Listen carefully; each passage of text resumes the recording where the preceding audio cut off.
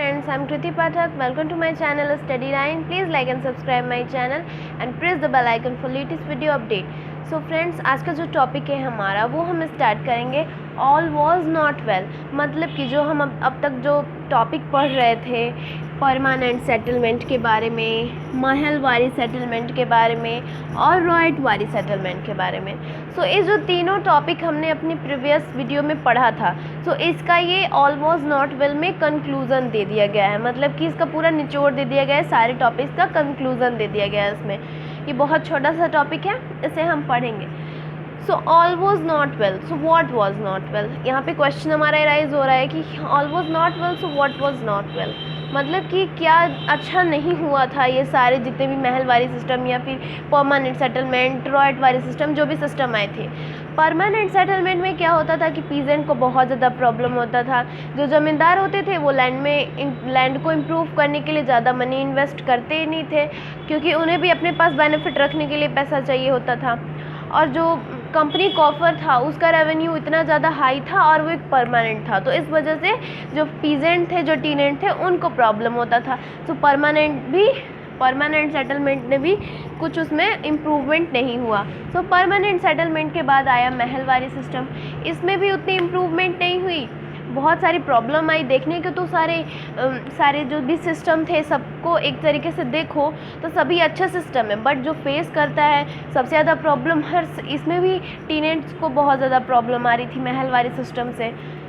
क्योंकि यहाँ पे प्रॉब्लम इसलिए आ रही थी बिकॉज ये तो इसमें था कि पीरियोडिकली ये सिस्टम में चेंज होता जाएगा महलवारी सिस्टम की। इस विलेज से इतना पैसे आए, इस महल से इतने रेवेन्यू आए, लेकिन जो पीरियोडिकली चेंज होता था, लेकिन उसका जो रेंट था वो इतना ज़्यादा हाई था कि और ये एक तरीके सबको जानता भी था कि ये पीरियोडिकली जितना रेंट हाई है उससे और हाई होता जाएगा। सो इस वजह से टीनेंट जो थे उनको बहुत ज़्यादा प्रॉब्लम होता था, बिकॉज जो कोई भी लैंड को इम्प्रूव करना चाहता ही नहीं था और बस बेनिफिट कमाना चाहता था।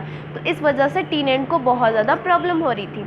रॉयटवारी सिस्टम में भी यही होता था कि कोई भी इम्प्रूव करता ही नहीं था लैंड को, और जो रॉयटवारी मतलब कि रॉयट्स जो पीजेंट होते थे उन्हें डायरेक्ट टैक्स देना पड़ता था और उसका रेवेन्यू बहुत ज़्यादा हाई था।